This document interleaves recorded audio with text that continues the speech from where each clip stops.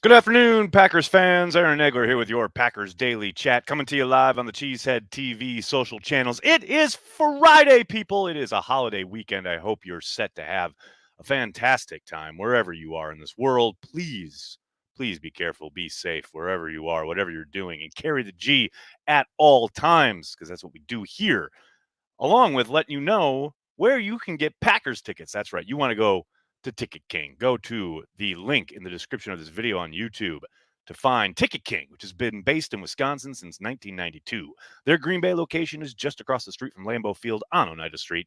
They have an A-plus rating from the Better Business Bureau and are members of the National Association of Ticket Brokers. Most importantly, they are staffed with experienced, friendly, and knowledgeable folks that can help put groups together and offer advice. Your business is truly appreciated by each and every person at Ticket King. They also partner with local Green Bay businesses for tailgates and bus transportation to the games. They are open on game day for last-minute tickets, upgrades, and they even have a drive-through window. Check out Ticket King, people, for all your Packers tickets needs, both home and away. Do it, folks.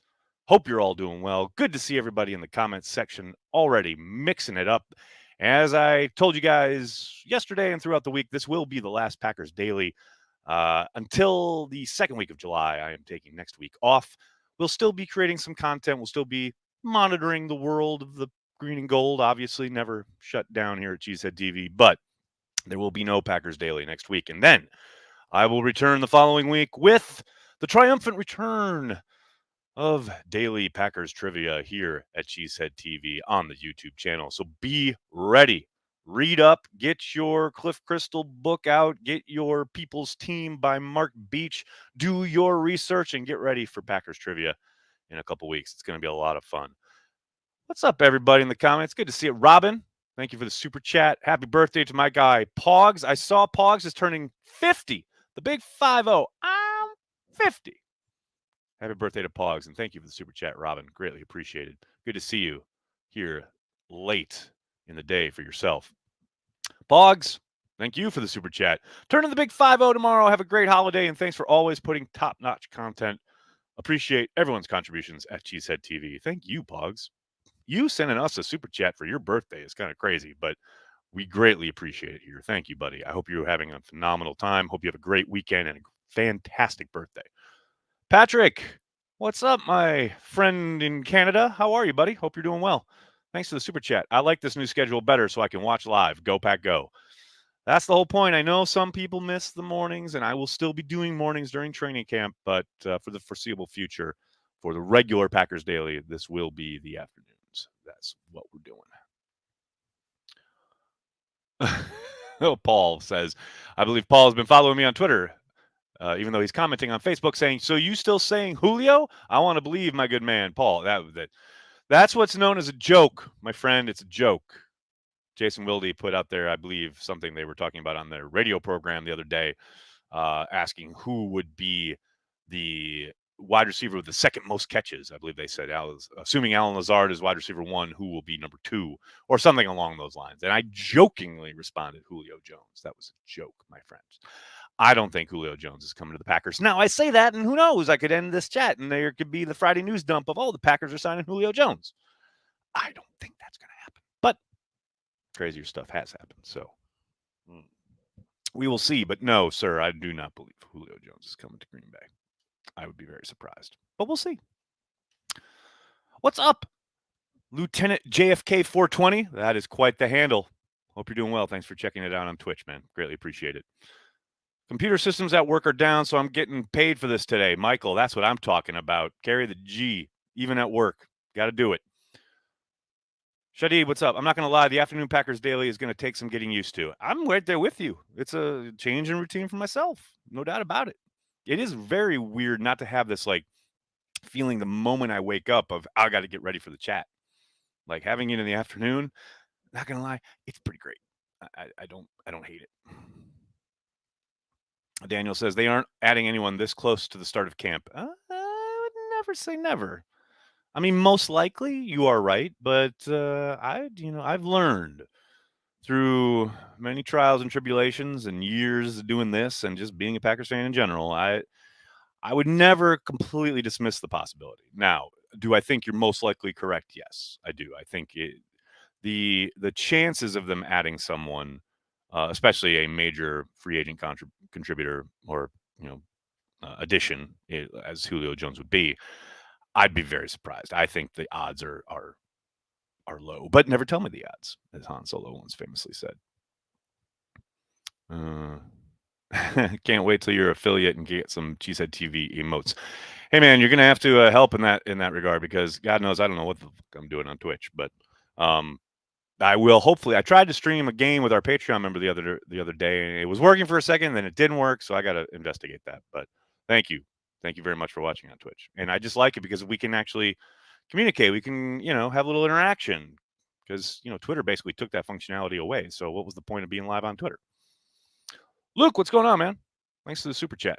Appreciate it. Happy Pizza Friday. Enjoy your long weekend and time off from the chat next week. Thank you, sir. Hope you're having a great time out there in California. Hope you have a great holiday weekend, Luke.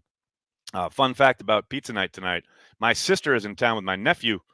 We are going to throw down extra cheese on that pizza tonight, man. It's going to be a good time. It's going to be a lot of fun.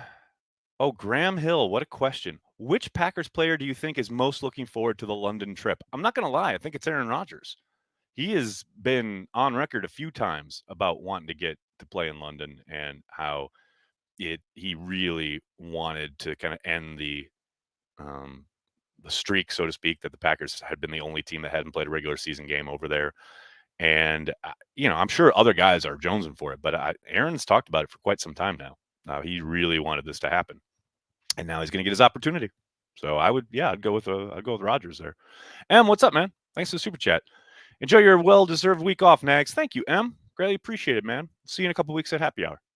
Thank you. Brad, what's up, man? Thank you for the super chat. Cheers, Nags. Looking forward to the offseason. Enjoy the summer break out in Milwaukee doing a kayak bar crawl to celebrate my last day in my 20s. Happy birthday, Brad. Hope you're doing well. And I will figure out a way. It will happen. We're doing that damn Lebowski watch party if it kills me this offseason. It will happen. Watch the space over there at, what do you call it, at Patreon. It'll happen. As long as he brings his performance to London with him. I mean, Daniel, it's October. Aaron's great in October. We know this. Controversy. Matt asks, Brian Bulaga coming back? No. What else we got? Dennis, how are you? Hope you're doing well, man. Hope you had a great birthday. Thanks for checking out the stream. Always appreciated. Can we please get some love for special teams, especially my new fave, Jack Coco? Well, Jack's got to make the team first. And as far as love for special teams, I want to, man. I want to get into it. I want to love it. I want to give it, the benefit of the doubt and say, Bisaccia is on board and here we go and whole new world, right? Whew, but I've been hurt before, man. I've been hurt before. I don't know. I want to love special teams. I want to think this is it. They're going to get it turned around. But I think, I got to see a little bit something from the Packers themselves, whether it's a little bit more emphasis on teams in practice, maybe during training camp, maybe a better attitude, maybe more of a playmaking attitude and ability when they get in the preseason games. I need a little tantalization. I need a little something to get me going, get me on board, because, man, I've been hurt. And basically losing a playoff game because you couldn't block up a punt, that's just hard, man. It's just difficult, especially when you spend the entirety of the season saying, man, teams are going to cost them. Teams are going to cost them. And then teams cost them in the worst possible situation. I don't know, man. I want to give them love. I want to feel it. I want to be on board. I'm just not there yet, man. Just give me some time. Hopefully. I'm still in pre-camp mode, so hopefully by camp. Dustin, thank you for the super chat. Love Campbell singing the praise of Walker's abilities. Yeah, I love it as well. I think he's looking forward to having him playing beside him. Although I think, if you asked Devondre, I think he would also sing Chris Barnes' praises as well. I think Barnes was a worthy running mate last season. I think clearly not the most consistent campaign, but you certainly saw flashes, and hopefully he continues to grow in whatever package or situation they utilize him in. But yeah, Walker, it's tantalizing, man. That explosiveness, pure speed on defense. Not used to all that. Not used to those attributes, especially the speed part on a Packers defense. I mean, You get little tantalizing flashes. Obviously Stokes has utilized his makeup ability once or twice. We saw that on display a couple times last year. Speed, something you can't teach. To have it in the middle of the defense, that's exciting. That's something we haven't seen in Green Bay in a very long time. So, yeah, I'm down, man. I am down with that. What else we got here? RR Green 11. Thank you for the super sticker. Greatly appreciated, buddy. Thank you. How am I doing? Ken Dog, I'm doing all right. I'm doing okay. It is hot as a mother out here in New York City. Hope you're all staying cool wherever you are. I'm sure it's hot across the country and across the world where it is summer. I know some of you, I know we have viewers in Australia. It's probably winter there, but yeah, it's hot as a mofo out here, man. So stay cool. Drink a lot of water and some beer. 'Cause there's, as Matt LaFleur so rightly said, there's water and beer, right? There you go. Defense was humming that playoff game. Yeah, they were. That's what makes it all the more disappointing. Why you gotta bring me down, man? No, you're not bringing me down. You're singing their praises. They were humming. Yes, you are correct, sir. You are correct. One of those few times you need the offense to just show up a little bit as the game went on, and it just never materialized. Rain here in South Carolina. Well, put on some James Taylor and sit back and enjoy. I don't know. That's all I got for you. What's up next? Happy 4th of July. Thank you, Randy. Greatly appreciated, bud. Hope you're doing well. Clayton, Ted Thompson put together such great depth in 2010 with everyone on IR. That's the crazy thing that I think maybe doesn't get lost because, case in point, you're bringing it up here, in the year of our Lord 2022. But I do think over time that kind of does get forgotten when that Super Bowl victory is talked about. You remember the big plays, you remember the interception, Collins picking off Big Ben, Howard Green hitting him off that pump fake. You remember obviously the insane throws from Rodgers to Jordy to Greg Jennings, etc. But I do think, and maybe even you think about Jared Bush and redemption and Charles Woodson going down and getting hurt. And there's lots of things you remember because of the game itself. But man, the journey to that championship and exactly what you're talking about, the fact that Ryan Grant goes down in week one, and everything that transpired throughout the season, 15 guys on IR. I mean, and this is before you could bring a guy back after 3 weeks, you know, or you could bring back anybody at all once they were on IR. Yeah, the job that Ted did that year is probably underappreciated, and is one of the reasons they were able to make the march to the Super Bowl that season. No question about it. What else we got? Goot did the same last year. Oh wait, I thought Gutekunst did a good job last year. What are you talking about? I mean, it's not his fault. David Bakhtiari couldn't come back. Knee swelled up. Couldn't get the fluid down. I mean, Dennis Kelly was a great signing late in the summer. Didn't play all season. Gets inserted at the end of the year. Basically saves their bacon at right tackle. That's Brian Gutekunst. I mean, he signed freaking Rasul Douglas off a practice squad in the middle of the year. I mean, I think Brian did a pretty damn good job. Let's slow our roll there. Imagine if we get both sides of the ball humming on the same time in some meaningful games. Maybe teams just execute the basics. Look out. Yeah, I mean, you want complementary football, right? And you have to be able to, um, pick each other up, and you have to be able to, okay, if the offense is struggling and is unable to get on track or whatever, yeah, you want to hope your defense can keep you in a game and or create some more opportunities for your offense, i.e., with turnovers. But yes, complete games and complete teams are so rare in today's NFL because of free agency and salary cap, and they've tried to design it so it makes it a lot harder to have a super team. Obviously, that is kind of the whole idea of parity, right?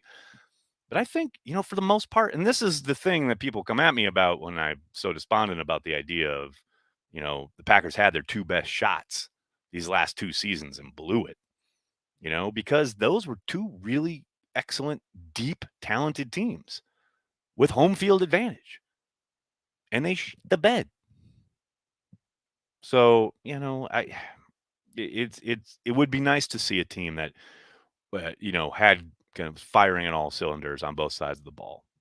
That's not usually the reality though in today's NFL. But I'm with it, man. I'm pulling for it. I'll be happy if it materializes. There's no doubt about it. Our Green 11, what's up? Thanks for the super chat. Where are you drinking in London? Just managed to get 4 tickets for the game. Congratulations. I'll definitely be at the Dog and Duck at some point. It's my favorite pub in London. I will be there. Look out for everything we do at Cheesehead TV this kind of off season, but definitely once the season starts, we'll definitely be kind of announcing slash putting it out there where we're going to be throughout the weekend. So, but at some point that week, I will be at the Dog and Duck. So, be ready. Man, folks have to quit hating on Goot, Campbell, Douglas, Kelly, Diamonds in the Rough, Entitlement Town. I mean, I understand frustration though. I get it. I get that it's frustrating watching your team bow out couple years in a row when they had home field advantage. But I think, that's a testament to the team Goot built that they're in those positions. At some point, the players got to fucking execute. Goot can put you in the position at some, up to a point, any general manager. But your players have to fucking play and deliver and produce when it counts, when it matters, at home against a good defense. If you want to be a champion, you want to be the best, you got to beat the best. And the last couple seasons, Packers have not done that. Ben, what's up, man? Thanks for the super chat. Need fellow Cheeseheads prayers for London tickets end of this month. Ben, I'm not a praying man, but if you're up there and you can hear me, please help Ben get some London tickets. Little shout out to my friend Bill Bailey.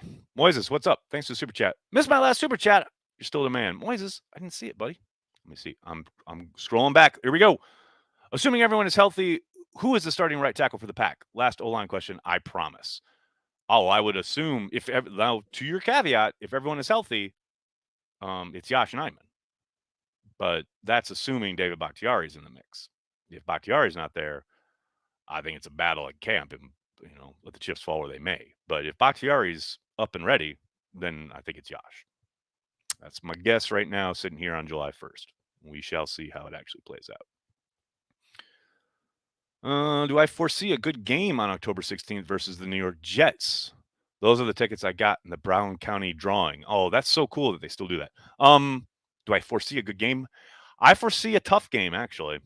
Coming back from London, the Packers opted not to take the bye week. And, the good friend, Matt LaFleur's buddy and his brother coaching on the other sideline.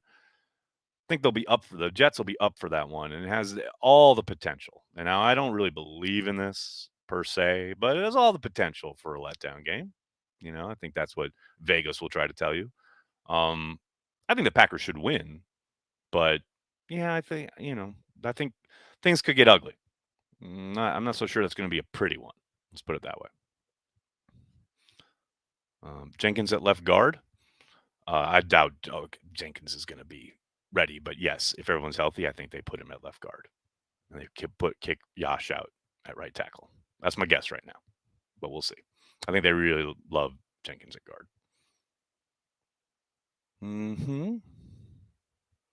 Packers versus jet lag, yeah, right.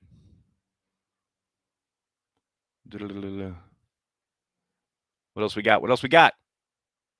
Unfortunately, I think Bakhtiari is done. Why you got to put that out in the universe, man? Why you got to say that? Why you got to type it into, the computer and hit send? That ain't right. We're going on to a holiday weekend, man. Keep the vibes up. Bakhtiari's going to play another 10 years. Going to defy all the odds. Going to walk into the Hall of Fame as the first ballot. As Han Solo said, come on, let's keep a little optimism here. Is John Runyon a penciled-in starter with last year? I think there's a good chance he's the starter because Jenkins won't be ready for the start of the season. But I think, there's a lot of ifs, ands, or buts there. But I think Runyon, if, let's say Jenkins does come back, and then the question is what happens to Runyon, right? If they put him in at guard. And I would suspect they probably put him at right guard and put Newman on the bench, assuming Newman wins that job. Now, there's a lot of youth there that'll be battling for positions. Um, but we'll see. I mean, they could potentially, once Jenkins comes back, decide that, yeah, they want to play him at tackle. I think they'd prefer to keep Jenkins and Bakhtiari together and form like a really strong left side of the line. Um, but we'll see. We shall see. I don't doubt that I've talked about this a lot. The battle in camp between a lot of the younger guys is going to be fascinating to watch and see where they end up playing some of these kind of rookies and second year guys. I do think Runyon is your first he's the one who's probably made the best case, right? Of all especially after last year, all the starts he had, thought he played really, really well, both facets of the game. But every summer it seems we do have a surprise or two anyway, like across the roster, and you never know who might jump up, who might catch coach's eyes, and maybe they make a case for displacing somebody.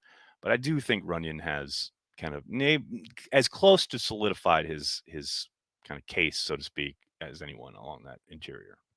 But we will see. Adam, Dean Lowry, a surprise camp cut, one of the highest cap hits on the team, and that room is loaded now. I doubt it, but never say never. But why? Why? So you can just create some cap to do what? I mean, you've got a really good team. Why do you want to just weaken yourself so you can have a bigger hole on your spreadsheet? I never understand this line of thinking. Like I get if you need to make a big move, right? And you need cap relief some way, somehow, maybe they start having that discussion. But he's coming off his best season as a Packer. Why do you want to just get rid of him? So you can then turn around and theoretically sign some free agent that's been available all offseason? I just don't get that. I don't get it. Now, maybe if there's something like last year where they, had to they were trying to trade and they couldn't because of the cap constraints and blah. But they even now they don't have those problems. Like there's still maneuverability room with the cap. I just think that's a I guess not a weird way of thinking, but I never quite get it or am on board with it. He's a talented kid, plays well, plays really well with Kenny. And yeah, you're right. They have added there, but one twisted ankle and all of a sudden, that depth doesn't look as great. Let's get through camp, and let's keep the good players in the mix. That's my way of thinking. Now, Brian could very well make that move. Like I said, that's why I would say never, but I'd be surprised. You should reach out to Benkert to get some of the Packers emotes that he uses for Twitch. That's a really good idea. I think I'll do that. Yeah, man, Lowry had a better season. A couple of passes deflected, and some want him gone. Give me a break. I mean, I understand it as far as looking at the roster from a cap perspective, just team building through a cap kind of lens. I understand that kind of idea, right? I don't know. I just think the defense is better with him, especially the way he played last year, and especially how he knows the defense. I don't know, man. Everything looks great on paper until, let's say, Jaron Reed plays nowhere near his potential, right? Like, say he looks as poor as he looked early on in Kansas City last season. And let's say TJ Slayton doesn't make a jump. Somebody said yesterday, we're talking about Eric Stokes. Player progression is not linear. It's not automatic, right? Let's say Slayton doesn't make the expected jump. Maybe Wyatt struggles with the switch to the NFL. Suddenly, Dean Lowry is pretty damn valuable if those three things conspire. You're not going to know that till you get through camp, or even begin to know that till you get through camp. So I don't see like cutting him and creating this cap hole, which is great. Well, great. Now you've got quote cap space. Well, wonderful. Is cap space going to take on a double team to free up Kenny on Sunday afternoon? I don't think so. Is cap space going to know when Kenny yells something at the line of scrimmage right before the snap about, some kind of stunt he wants to do or some adjustment he makes because he sees how a guy is aligned and he and Dean have played together for X number of years and Dean knows exactly what he's thinking when he says it? Cap space ain't going to do that. You know, that's the to me that's the thing about like fandom via the internet and Twitter and again spreadsheets and analyzing the cap, and that's all great, and I understand it, and I get why people do it, and Godspeed. But man, there's so much that goes on the field. There's so much to teammates, camaraderie, playing together, experience, production, especially coming off the year he had last year. I ain't about that life. That's just me. Stanley, thanks for the super chat. Balaga on a cheap price. Thoughts? My thought is no.